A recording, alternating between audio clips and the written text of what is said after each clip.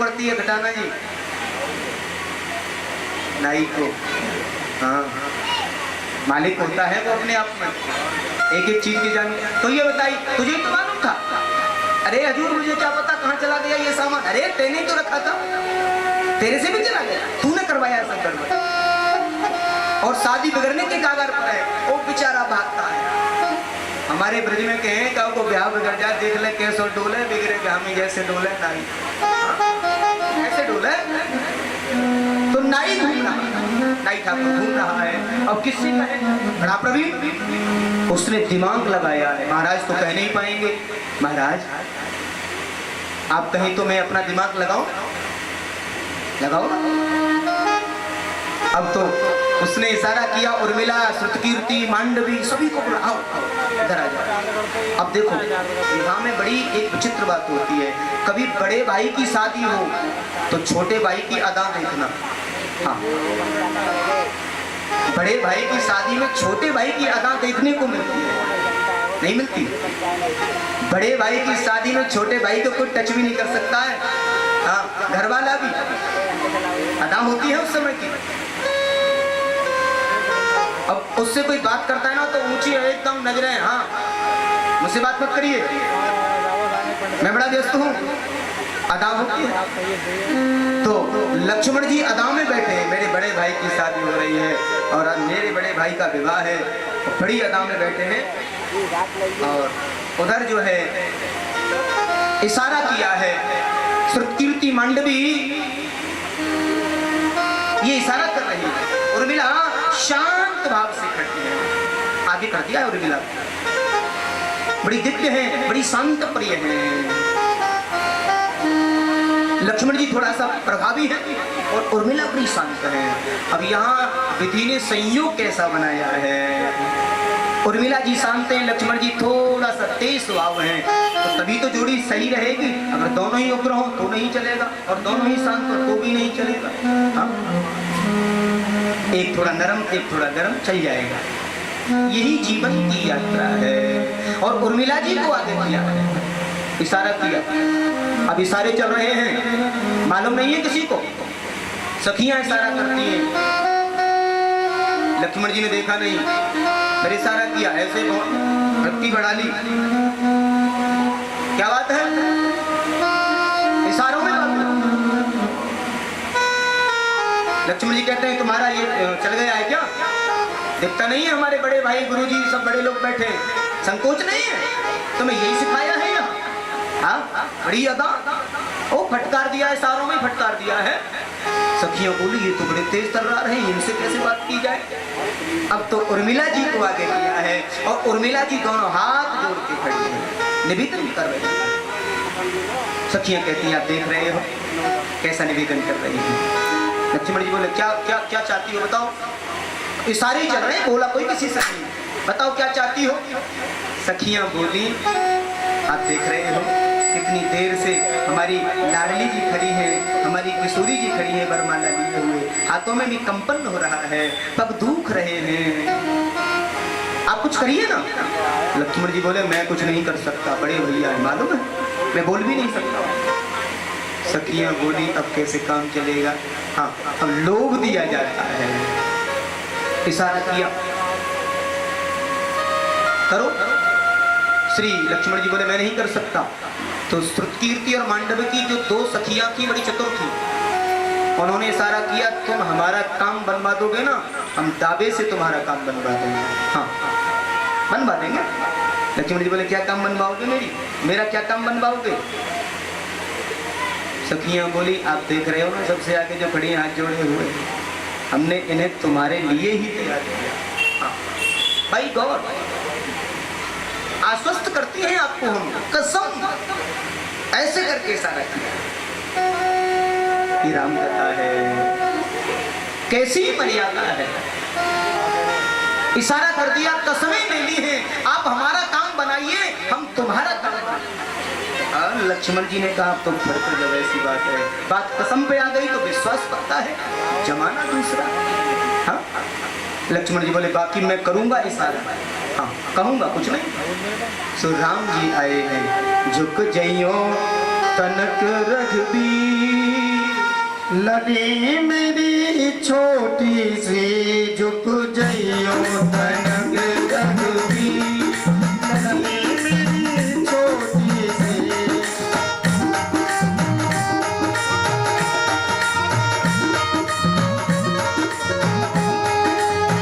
छोटी सी किशोरी वारी सी, छोटी सी लली मेरी पारी सी, छोटी सी किशोरी वारी सी, छोटी सी किशोरी वारी सी, झुक जइयो तनक रघुवीर, लली मेरी छोटी सी, झुक जइयो तनक रघुवीर, लली मेरी छोटी सी।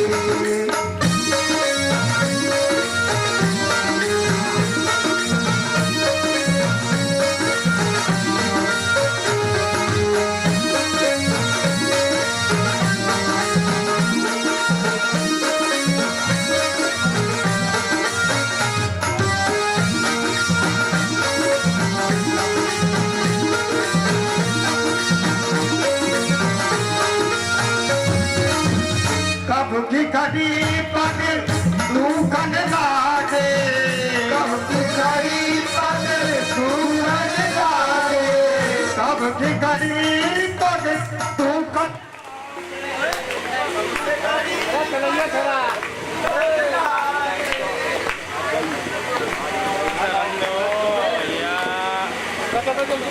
अपनी अदा से रघुवर श्री अपनी अदा से यहाँ सदियाँ देखी थी, लली मेरी छोटी सी, झुक जइयो तनक रघुवीर, लली मेरी छोटी सी।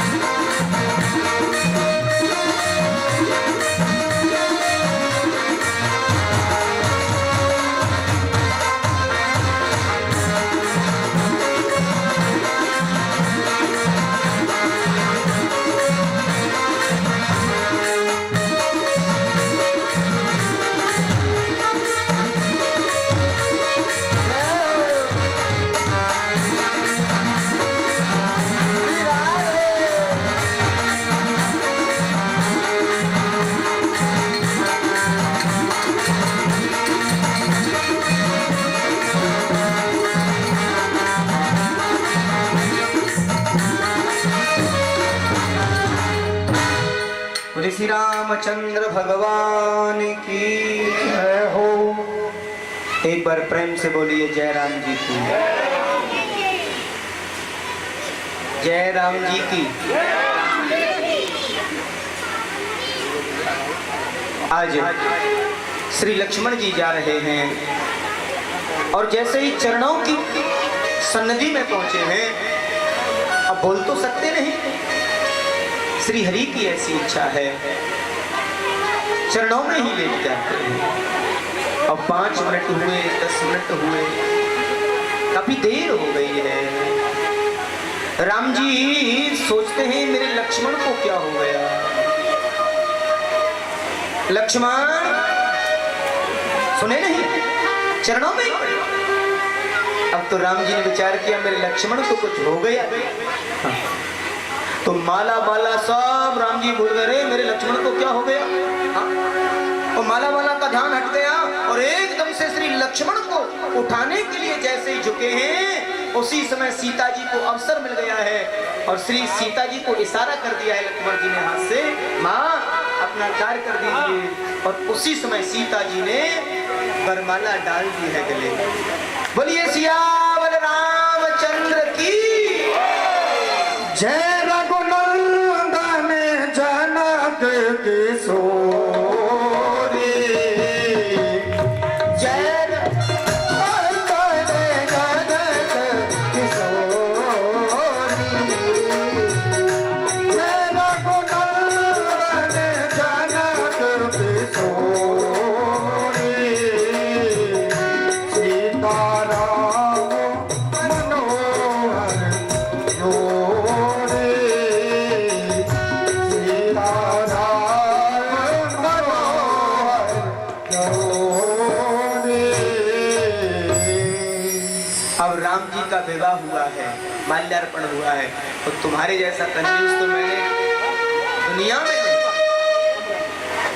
अगर यहाँ अपने छोरा की शादी होती ना, ओ खड़े हो के ताली बजाते, और राम जी के विवाह में ताली बजाने में कंजूस। राम हो विग्रहवान, श्री राम के विग्रह स्वरूप के दर्शन किए हैं और आज सीता जी का नाम जुड़ गया है रघुवर सरकार के नाम के आगे। अब जयकारा कैसे लगाया है, पहले नहीं, राम जी पहले नहीं, अब सिया जी पहले। कैसे? बोलिए सियावर रामचंद्र की। सिया के वर कौन है? तभी तो जयकारा लगाया है, सियावर रामचंद्र की। और बड़े भाव से अब राम विवाह हो रहा है और वेद मंत्रोच्चारण होते हैं और राजा दशरथ को मालूम हुई है, बारात लेके आए हैं और श्री जनक जी वैदेही जी ने बड़ा अभिवादन किया है। और कभी जनकपुर यात्रा का समय मिले तो सबके लिए अलग अलग व्यवस्थाएं श्री जनक जी ने दी थी। आज भी वो तालाब बना हुआ है जहां राजा दशरथ को ठहराया गया था राज व्यवस्थाओं के साथ में, और दूल्हे राजाओं को ठहराया गया था, वो आश्रम अलग बना हुआ है। और बताते हैं कि विवाह के बाद जनक जी ने संकल्प में ये सब दे दिया, भूमि महल जहाँ जो ठहराया गया तो ये सब मेरी जनक नंदिनी के लिए कन्यादान में देता हूँ। कहते हैं बड़ा त्रिभूत होता है हृदय, वैदेही जैसा हृदय किसका होगा, कैसा परम हृदय रहा जो वैदेही के लिए इतना सब दिया। और अयोध्या वासियों ने बड़ी बड़ी भारी खुशी मनाई है। आइए राम के विवाह में थोड़ा सा आनंद पाते हैं और बड़े आनंद के साथ में विवाह का उत्सव मनाते हैं। अब देखिए शादी में विवाह में कौन कौन चलेंगे राम जी के। अब विवाह होगा, उसके बाद उत्सव होगा, लाला का भी आगमन होना है, तो भी 5 या 10 मिनट में ही सब हो जाएगा। उसके बाद नंद महोत्सव होगा। अब ये बताइए भगवान राम की शादी में कौन कौन चलेंगे सब लोग, और शादी में कैसे जाया जाता है मुझे बताने की जरूरत नहीं है, ठीक है। हाँ आइए। आज मेरे राम की शादी है, आज मेरे राम की शादी है,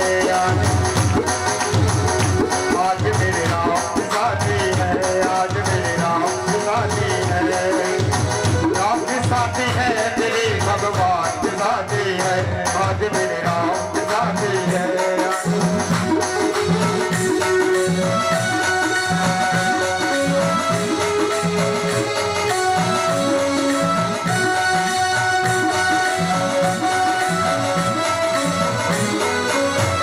घड़ी कैसी आई उसी चमोर हटाई,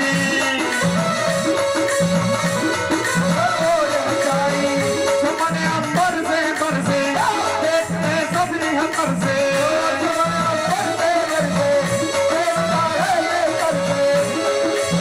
ओहो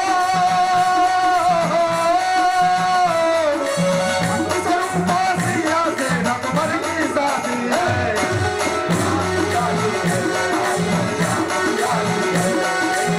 राम की शादी है, मेरे भगवान की शादी है, आज सिया राम की शादी है, आज सिया राम की शादी है।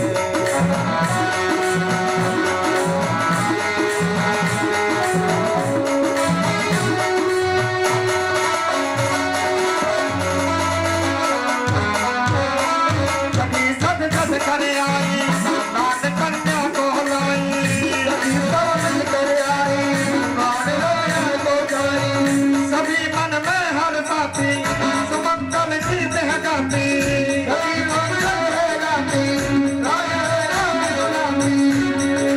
ओहो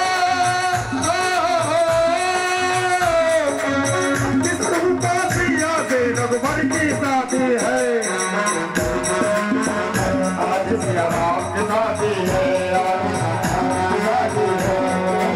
राम की शादी है, मेरे भगवान की शादी है, आज सिया राम की शादी है, आज सिया राम की शादी है, आज सिया राम।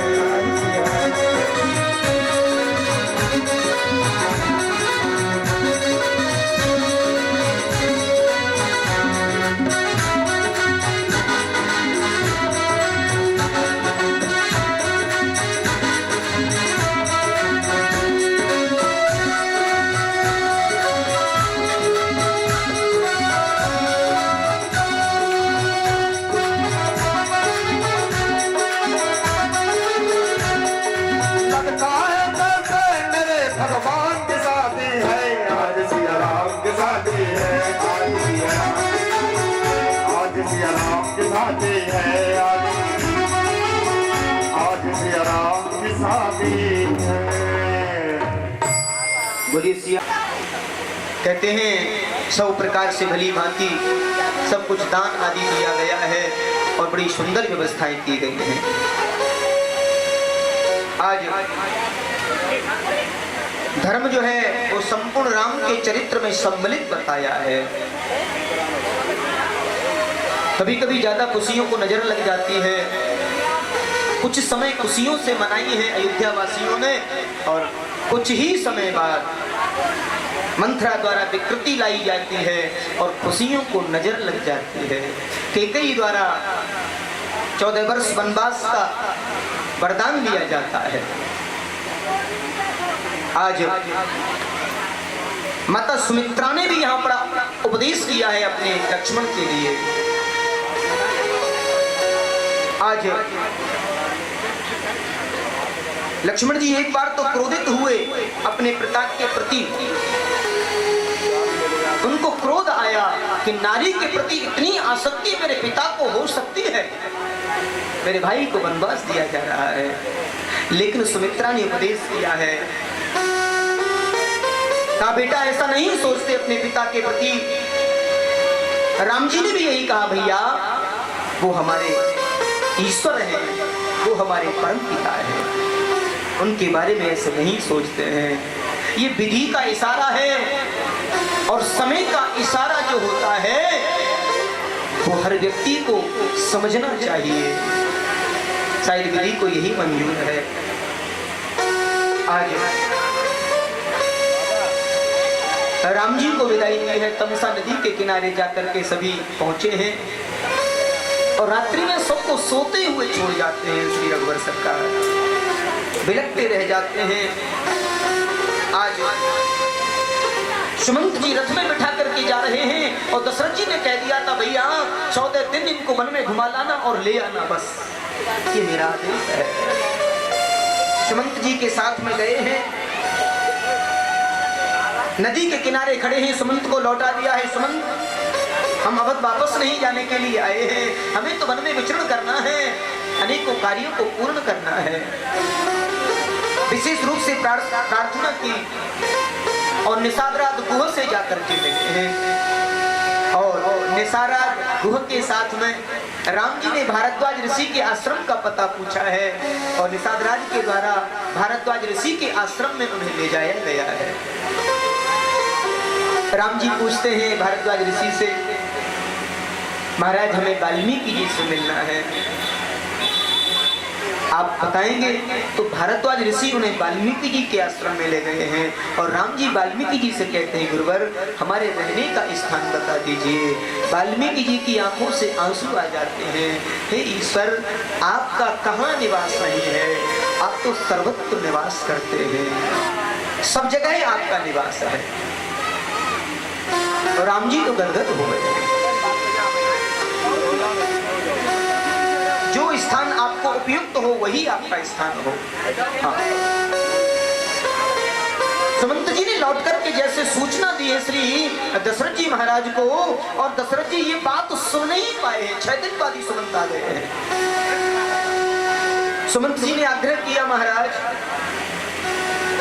श्री रघुवर लौट करके नहीं आए हैं, मैंने कई बार निवेदन किया कि श्री अयोध्या जी आप चलिए, लेकिन मुझे मना कर दिया, निवेदन करके मुझे भेज दिया है,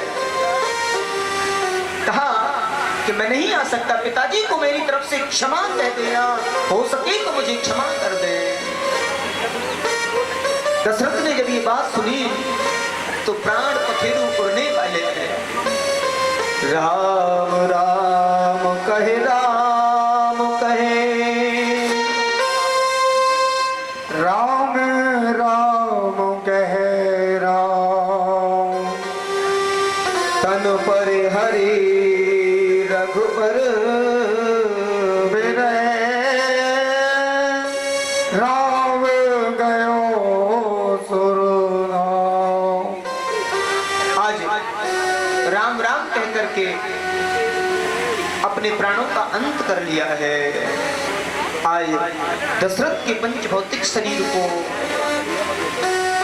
तेल आदि में रखा गया है। भरत जी को मालूम हुआ ननिहाल में, मैंने बताया भरत एक महान व्यक्तित्व है और ऐसा अद्भुत पात्र है भरत। भरत ने मैया केकई से न जाने क्या नहीं कहा। संत लोग कहते हैं कैसी कैसी वाणी बोली है, माँ तेरे से मरा नहीं गया, मैं तुझ कलंकनी का मुंह नहीं देखना चाहता, मेरे राम जैसे भाई को तूने वनवास दे दिया, लोभित किस लोभ में तूने ये कृत्य किया है, ये राज मुझे कभी नहीं चाहिए, कभी नहीं चाहिए। कौशल्या माँ ने भरत को ढांढस दिया है, बेटा ऐसे नहीं बोलते भरत, ये संस्कार नहीं है तुम्हारे पिता के। भरत रोने लग जाते हैं, बैठ जाते हैं। माँ मेरे जीवन में इससे बड़ा कोई कष्ट नहीं हो सकता, माँ मैं कसम खाता हूँ मैं गद्दी को ग्रहण नहीं करूंगा। अरे कैकई तू इस गद्दी को संभाल, मैं अपने भाई को देखने जाऊंगा। और भरत जी रोने लग जाते हैं। कैसे बात करें, सर्वस्व तो मिल रहा है। मुझे लगता है वो भाई अगर हो तो भरत जैसा। मुझे लगता है आज तो भाई के धन को भाई शायद कई जगह देखने को मिला, हड़पने के लिए तैयार रहता है, और यहाँ तो सर्वस्व मिलने वाला था, भरत ने स्वीकार नहीं किया। मुझे ऐसा कोई अधिकार नहीं चाहिए, मुझे ये राजपाट नहीं चाहिए, मुझे तो अपने बड़े भाई के चरण चाहिए।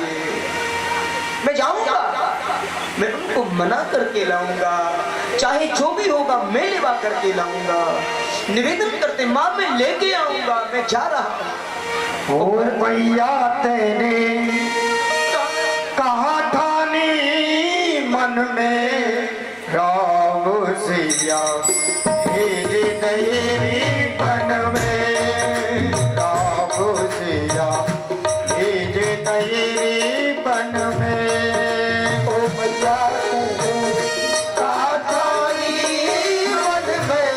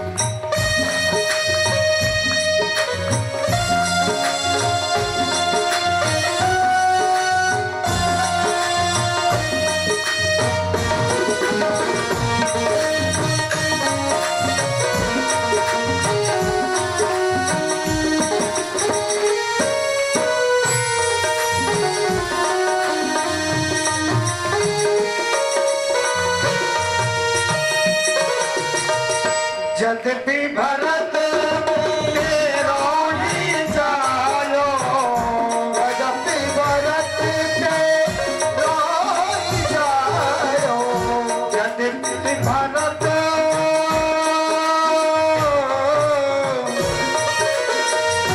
यद्यपि भरत तेरो ही जायो, भरत तेरो ही जायो, तेरी करनी देख ल जायो, तेरी करनी देख ल जायो, अपनो पद तेरे आप गवायो, अपनो पद तेरे आप गवायो, भरत की नजरों में राम सिया तेज तेरी बन में।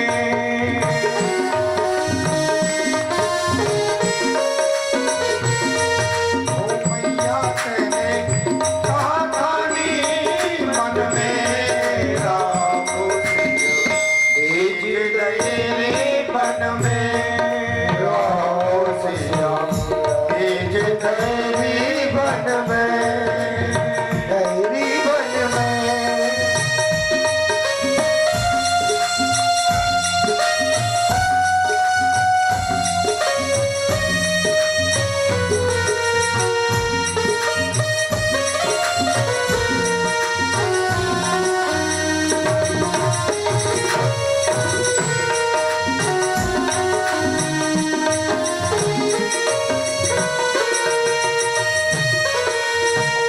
कौशल्या की छिन गई वाणी, कौशल्या की छिन गई वाणी, कौशल्या की छिन गई वाणी, कौशल्या की छिन गई वाणी, रो ना सकी और मिल दीवानी, रो ना सकी और मिल दीवानी, एक ही तू बस एक ही रानी, एक ही तू बस एक ही रानी, रह गई महलन में राम सिया तेज तेरी बन में, राम सिया तेज तेरी बन में।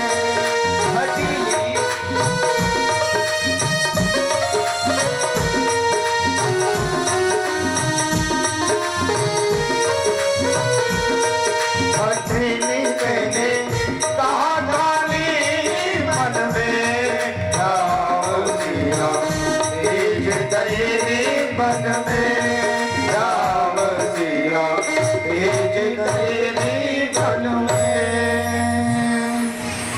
एक बार प्रेम से बोलिए जय राम जी की। भरत जी जाते हैं और बड़ी भारी सेना लेकर के गए हैं, लेकिन कभी कभी व्यक्ति की समझ भी परे हो जाती है। लक्ष्मण जी तो वैसे ही आवेश में रहते थे रक्षा में, एकदम से दूर से देखा कोई आ रहा है, बड़ी भारी सेना है, कहीं हम पर आक्रमण न कर दे, एकदम से तरकस लेके तैयार खड़े हैं। राम और सीता विराम विश्राम में है, किसी प्रकार की कोई समस्या नहीं आनी चाहिए। और जैसे नजदीक आए तो ये तो भरत है, और भरत सेना नहीं करके मुझे लगता है हम पर आक्रमण करना चाहता है। कभी कभी व्यक्ति से कितनी बड़ी भूल हो जाती है।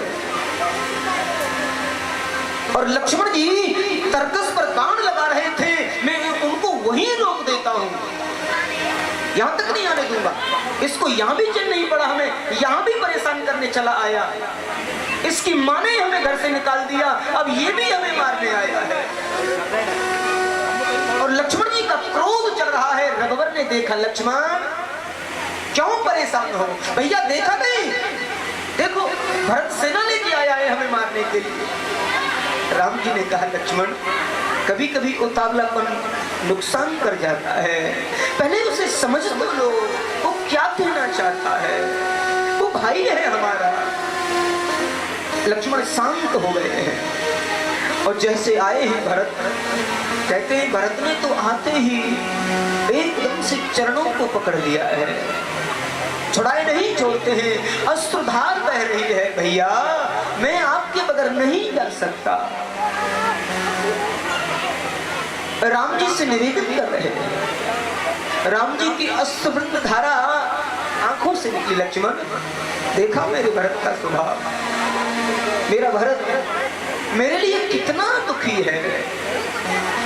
निवेदन किया, भैया आप चलोगे तो मैं चलूंगा। राम जी ने समझाया, पूरी रात बैठ करके समझाया, भरत अब ये समय नहीं रहा, पिताजी भी चले गए, मैंने सुन लिया है, राज सुना हो गया है भरत, अब कोई तो राज को संभालेगा और सुना सिंहासन शोभा नहीं देता है। हम सम्राट हैं इस भूमि के, हमारे कंधों पर वजन है भरत, पिताजी के बाद अब कौन संभालने वाला है। मुझे मेरे मार्ग पथ से मत रोकिए भरत, मेरा सच्चा भाई अगर है तो मेरे मार्ग को मत बाधा बनो। आज भरत ने बड़ा निवेदन किया, रोने लगने लगे, मैं नहीं जाऊंगा भरत। भरत कहते मैं लेके जाऊंगा आपको, मैं आपके ऊपर जी नहीं सकता। मैंने मां को न जाने क्या क्या बोला है, क्या बोल के आया हूँ, क्या शपथ दे के आया हूँ, मैं लेकर के आऊंगा अपने बड़े भाई को। राम जी कहते भरत मैं नहीं जा सकता। आज पूरी रात रोए हैं भरत, बैठ करके समझाया है। राम जी ने दो टूक मना कर दिया है, भरत मैं नहीं जा सकता, मेरे जरूरी कार्यों से मुझे न रोका जाए। अब जो होना था वो हो गया भरत, तुम राज संभालो, मैं 14 वर्ष बाद आऊंगा, पूरी व्यवस्था संभालूंगा। आज भरत निवेदन करते हैं, भैया मैं जाने वाला हूं नहीं, ज्यादा ही पियल देखा है, चरणों में बैठे हैं। राम जी ने कहा भरत तुम्हारी ज्यादा जिद है, बोले मैं सिंहासन पर ही नहीं बैठूंगा, मैं नहीं बैठूंगा, मैं शपथ लेता हूँ, मैं सौगंध खाता हूँ, मैं उस सिंहासन पर नहीं बैठूंगा। राम जी को बात कर दिया है। राम जी अपने चरण पादुका चरण खड़ा हूँ, भैया ये है मेरे पास, ये ले जाओ, ये सिंहासन पर रख ले।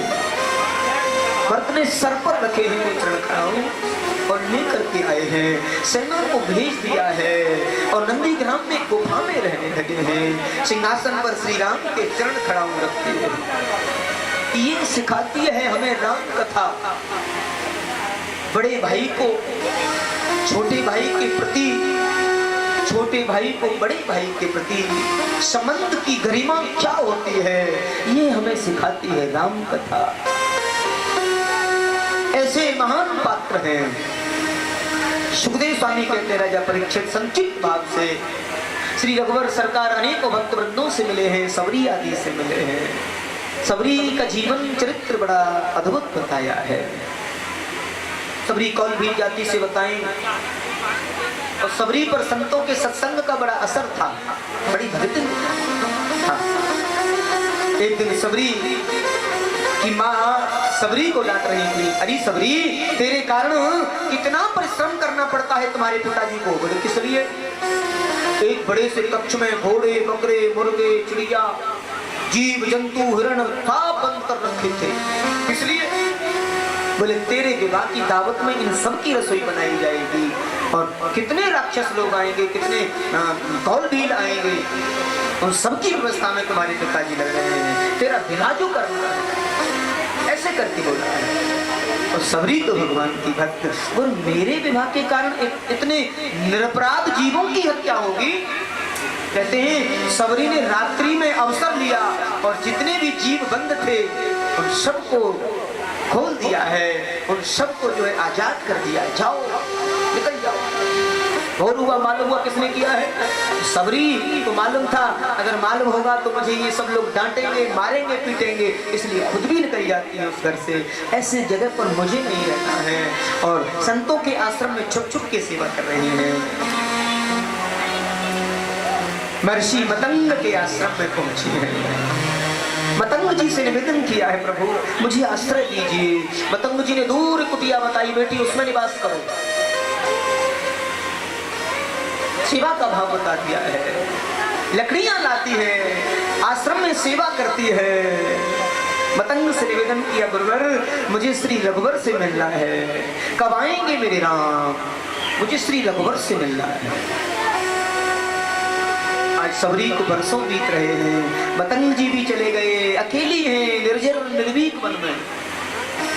और मतंग ऋषि के उस आश्रम में और रोज बांटने हारती हैं। और सबरी तो ऐसी पागल हो गई हैं, रोजाना पुष्प बिछाती हैं, मेरे रघुवर आएंगे, मेरे रघुवर सरकार आएंगे। और श्री रघुवर आए, रोज झाड़ू बहारती हैं। हमारे ब्रज में माताएं गाती है ना नियम से, रोजाना सबरी देखे बाट राम मेरे आवेंगे, रोज बाट। एक दिन श्री रघुवर पधारे हैं। आज उस भक्तिन सबरी ने देखा मेरे रघुवर पधारे हैं, जर्जर वृद्धावस्था है, बूढ़ी हो गई, जटाएं प्रणित हो रही हैं, आंखों से भी कम दिखता है। कौन आए? रघुवर आए। अरे मेरे रघुवर आए हैं, मेरे प्रभु पधारे हैं, बड़ा स्वागत किया है, मेरे पास क्या है खिलाने को। प्रेम ऐसा प्रस्फुटित होता है, कुछ बेर पके हुए। बताते हैं सबरी अपने मुंह से ऐसे चेक करती हैं, थोड़ा सा बेर चलती है, कहीं खट्टा ना हो, कहीं कड़वा ना हो। मेरे रघुवर आए हैं और श्री रघुवर को दे रही हैं। लक्ष्मण जी एक बार तो थोड़ा हटते हैं, ये क्या, ये झूठा दे रहे हैं।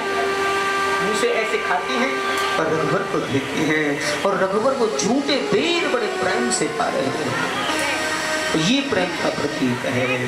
प्रेम का भूखा हूं मैं, प्रेम ही बस सार है, जो प्रेम से भजता मुझे भव से बेड़ा। श्री रघुवर सरकार से पूछा भक्तों ने,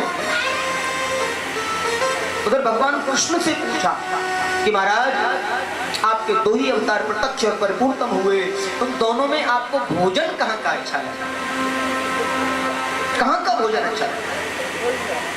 भगवान कृष्ण बोले भोजन तो हमेशा अच्छा ही लगा, लेकिन सबसे अच्छा कहाँ लगा? दो ही नाम उनके मुख से आए कि एक तो विदुरानी के घर में ने छिलके खाए केले के, और सबरी के घर में ने झूठे बेर खाए। उन जैसा स्वाद मुझे कहीं नहीं आया, और मेरे दोनों ही अवतारों में सबसे प्रिय भोजन मुझे यहाँ मिला। ये पराकाष्ठा, ये तो भक्ति रदोक्षजे, ये प्रेम का प्रतीक है। इसी प्रेम कहते हैं, रूखा सूखा जैसा भक्त के यहाँ मिले उसे स्वीकार। क्यों? क्योंकि भक्त के हृदय में प्यार प्रेम तो है, और प्रेम ही ईश्वर को चाहिए। ईश्वर प्रेम से प्रसन्न होते हैं।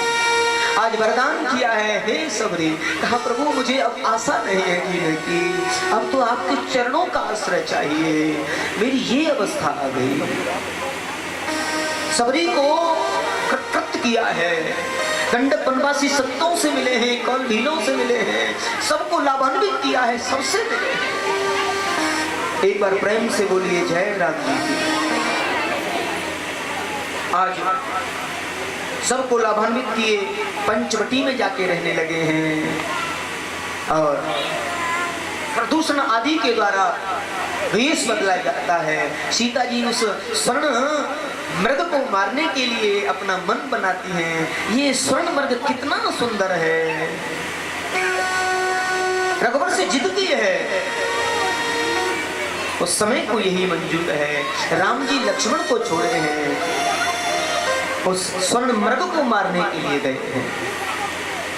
धोखा हुआ। लक्ष्मण जी को भी मां सीता ने न जाने क्या क्या कह के भेज दिया है, लक्ष्मण जी को बाध्य कर दिया है, और यहीं पर रावण द्वारा सीता का हरण कर लिया जाता है। सीता हरण में बड़े दुखी हैं श्री रघुवर सरकार। राम लक्ष्मण हा सीते हा सीते। आज अनेकों भक्त वृंदों से मिले हैं, संपाति आदि से मिले हैं, जटायु आदि ने बताया है, सुग्रीव से मित्रता श्री हनुमंत लाल के द्वारा की है। हनुमंत लाल सुग्रीव से मित्रता कराते हैं। तो हनुमंत लाल का बड़ा विचित्र सहयोग है। राम कथा को दिव्य बनाया है किसने? श्री हनुमान जी महाराज ने। राम काज करवे को आतुर, हनुमान जी हमेशा राम काज के लिए आतुर बने रहते हैं कि राम का कार्य होता रहे, श्री रघुवर का कार्य मेरे द्वारा होता रहे। और हनुमान जी के द्वारा मित्रता कराई गई है और राम रावण का युद्ध आदि हुआ है। आखिर में सत्य परेशान होता है लेकिन पराजित नहीं होता है और विजय हुई है श्री रघुवर सरकार की। अनेकों प्रकार से वरदान दिया है भक्त वृंदों को। बहुत श्री राम कथा को सुनाया, हनुमंत लाल के चरित्र की कथा, सुंदर कांड आदि को सुनाया। और पूरी कथा सुना करके श्री सुखदेव स्वामी कहते हैं श्री रघुवर सरकार अनेकों भक्त वृंदों को आशीर्वचन करते हुए 14 वर्ष बाद दोबारा से लौटे हैं अयोध्या में। लोगों ने 14 वर्ष में अपने बच्चों के विवाह नहीं किए, बड़ा संकल्प किया है जहाँ राम नहीं वहाँ खुशियां नहीं। हमारे रघुवर आएंगे, हमारे घर में खुशियां मनेंगी। बच्चों के नामकरण नहीं किए, विवाह नहीं किए और 14 वर्ष तक किसी ने अपने घरों में दीपक नहीं जलाया। हाँ, राम नहीं तो उजाला कैसा? राम के आगमन की खुशी में दीप मालाओं को सजाया है। ये दीपावली का त्योहार जो मनाते हैं ये रघुवर के आगमन की खुशी में मनाते हैं। श्री रघुवर सरकार की खुशी में सबने दीप मालाओं को सजाया है और श्री रघुवर सरकार अपने परिकर के सहित पुष्पक विमान से आए हैं और काफी समय तक राज किया है। और राम के राज में कोई भी दुखी नहीं है, किसी को कोई कष्ट नहीं है। श्री तुलसी बाबा ने बड़ा सुंदर बात दिया है और वाल्मीकि जी कहते हैं कि रघुवर सरकार का जीवन चरित्र बड़ा उत्तम, लेकिन सीता के जीवन में खुशी के पल कुछ ही समय के होते हैं। कलंकित करने के लिए समाज बहुत दुर्दनीय बना हुआ है। कहते हैं कि संसार के लोगों ने रघुवर और सीता के संबंध को भी विच्छेदित कर दिया। हाँ?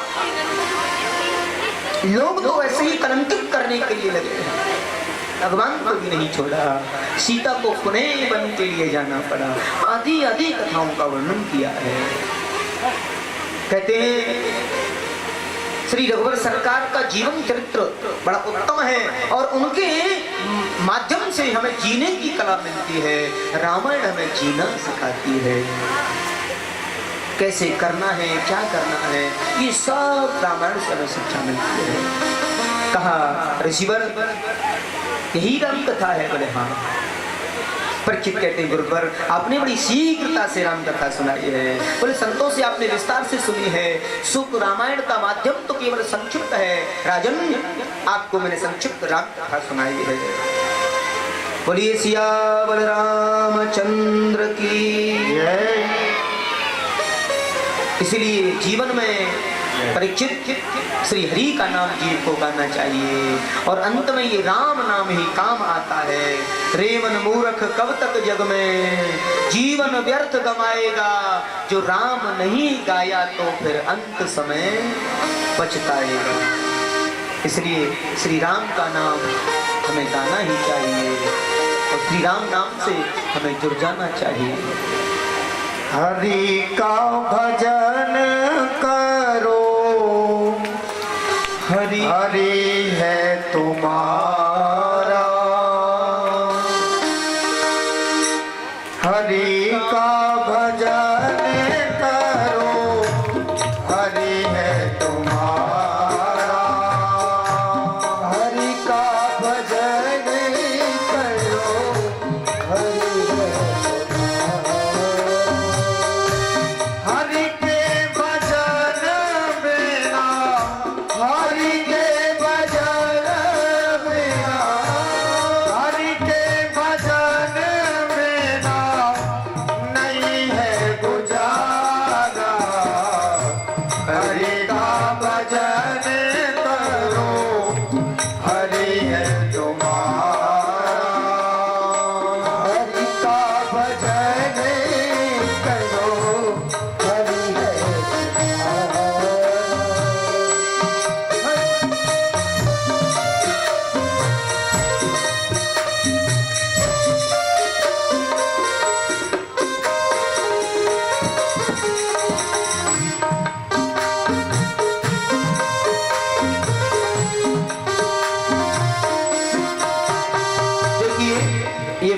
नाम का कीर्तन है और बड़े भाव से सभी ताली बजाते हुए बड़े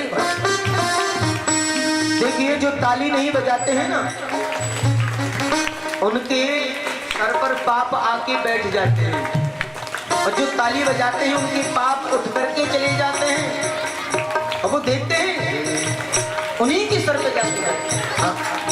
इसलिए दोनों हाथ उठाते हुए हरि का भजन करो, हरि है तुम्हारा। हरि का भजन करो, हरि है तुम्हारा। हरि के भजन बिना, हरि के भजन बिना, हरि के भजन बिना नहीं है गुजारा। हरि का भजन करो, हरि है तुम्हारा। हरि का भजन करो, हरि है तुम्हारा।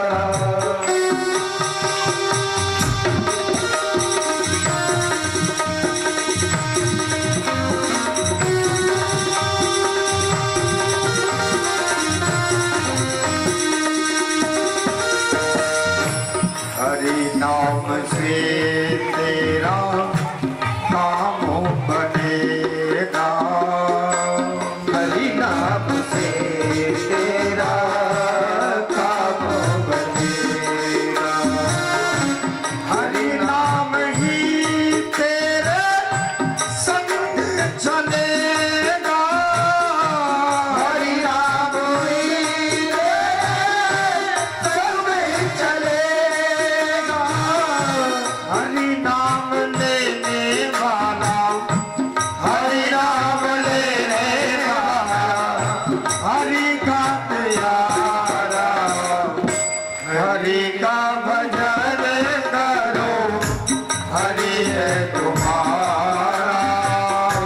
हरि का भजन करो, हरि है तुम्हारा।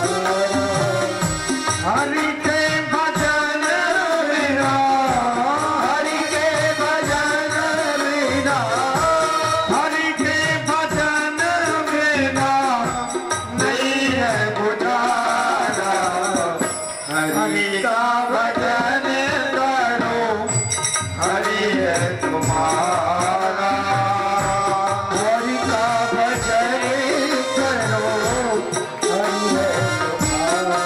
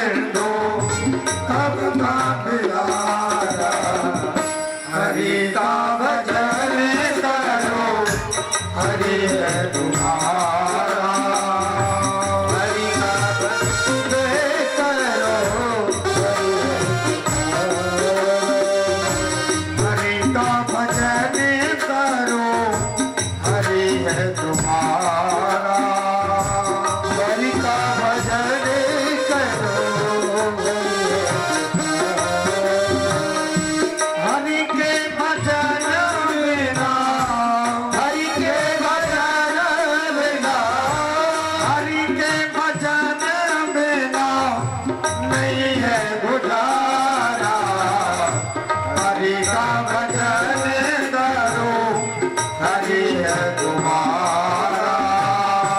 हरि का भजन करो, हरि है तुम्हारा।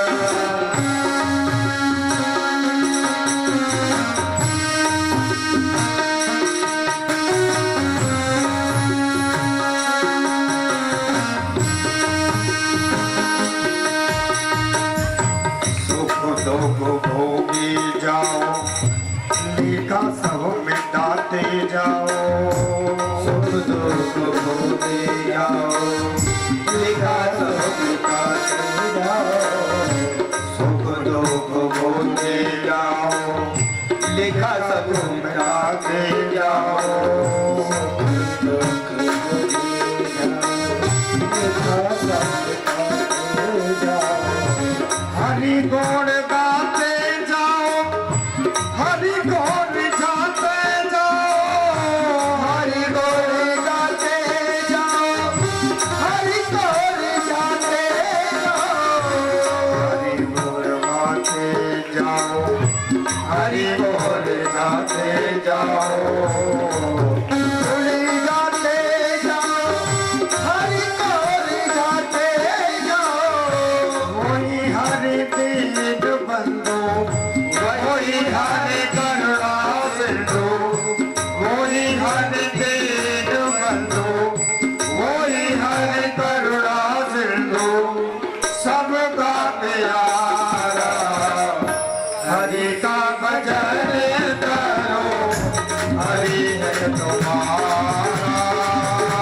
हरि का भजन करो, हरि है तुम्हारा। हरि का भजन करो, हरि है तुम्हारा। भजन करो, श्री रामचंद्र भगवान की जय। श्री रामायण मैया की जय। नहीं बोल रही है, जल्दी है क्या जाने की? हम तो बेईमानी करेंगे नहीं, आप कर सकते हो। हाँ, इस शाम को खटाना की लड़ेंगे फिर कक्ष में जाते हैं। देख लो, कर दिया वही काम, काट दी सबरी कथा। हाँ?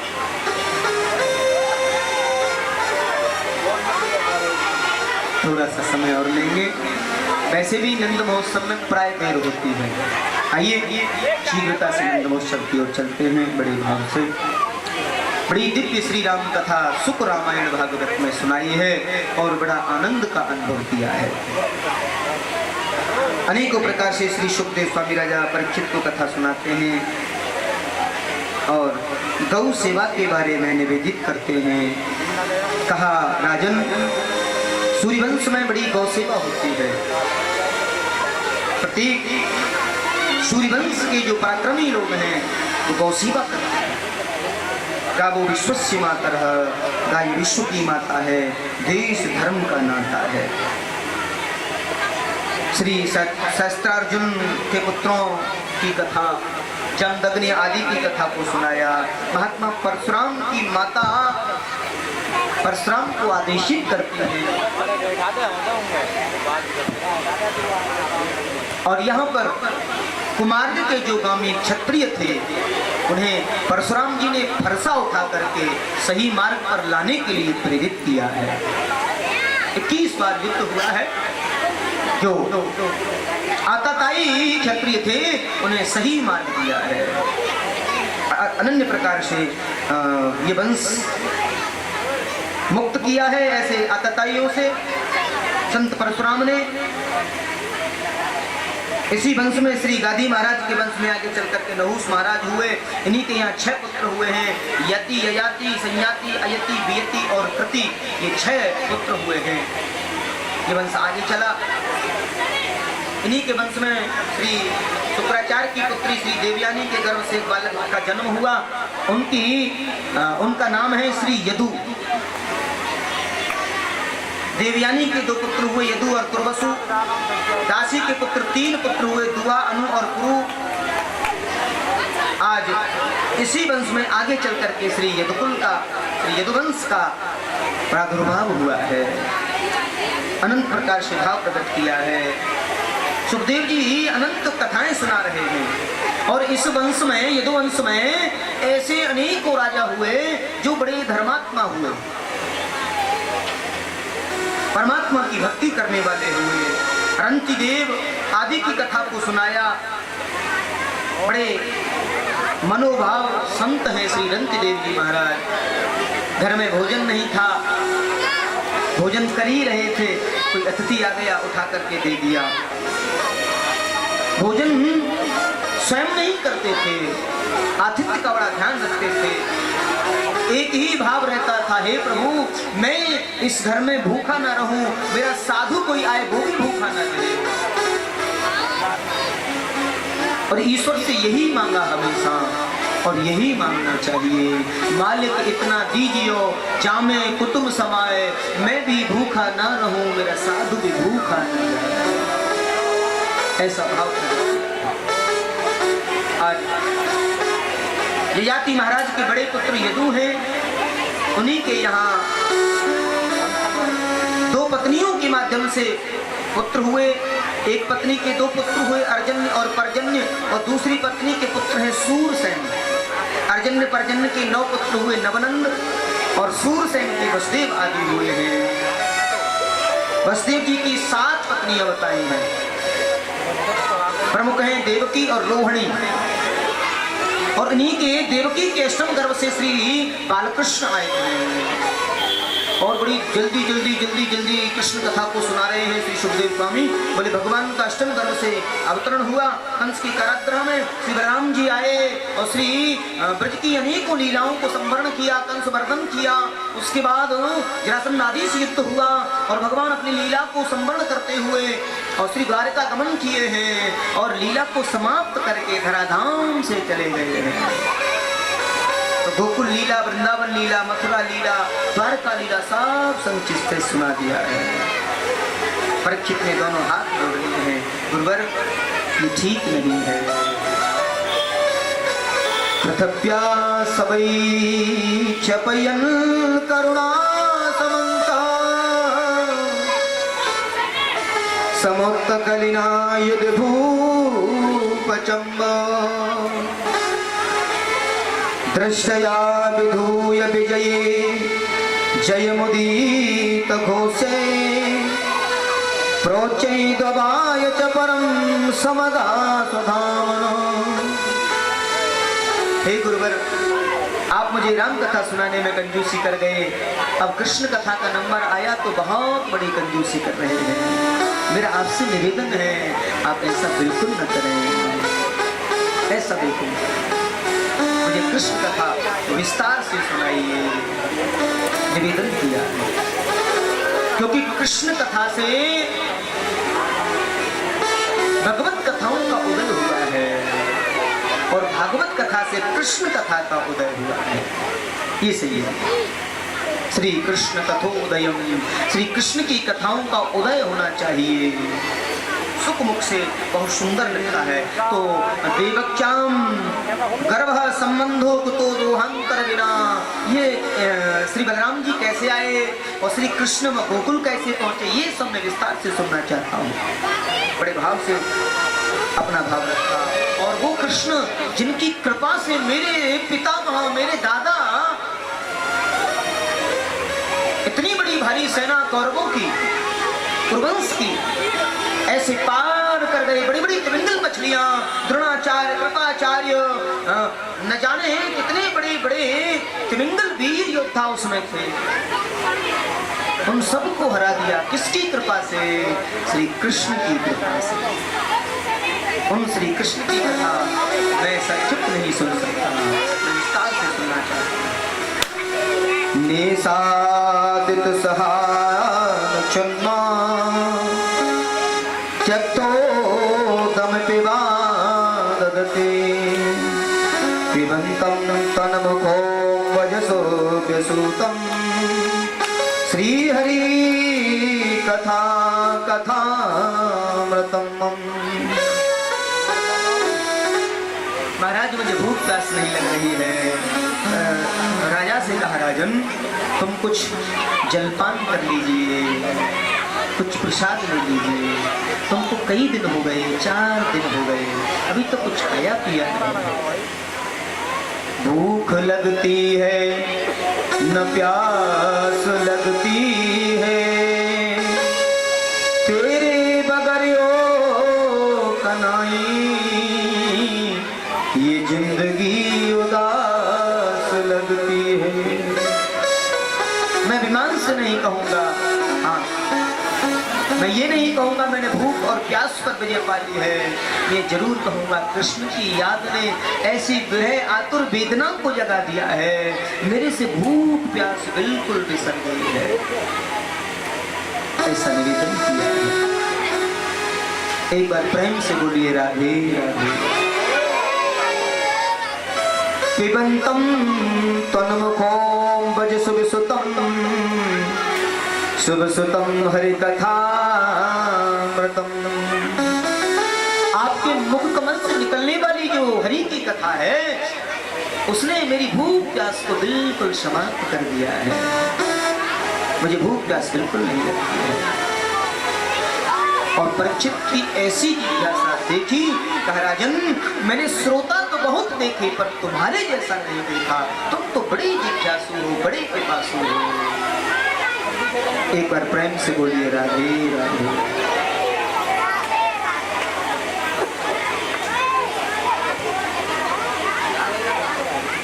एक बार प्रेम से बोलिए राधे राधे। आज वसुदेव गृहे साक्षात् भगवान पुरुष पदः,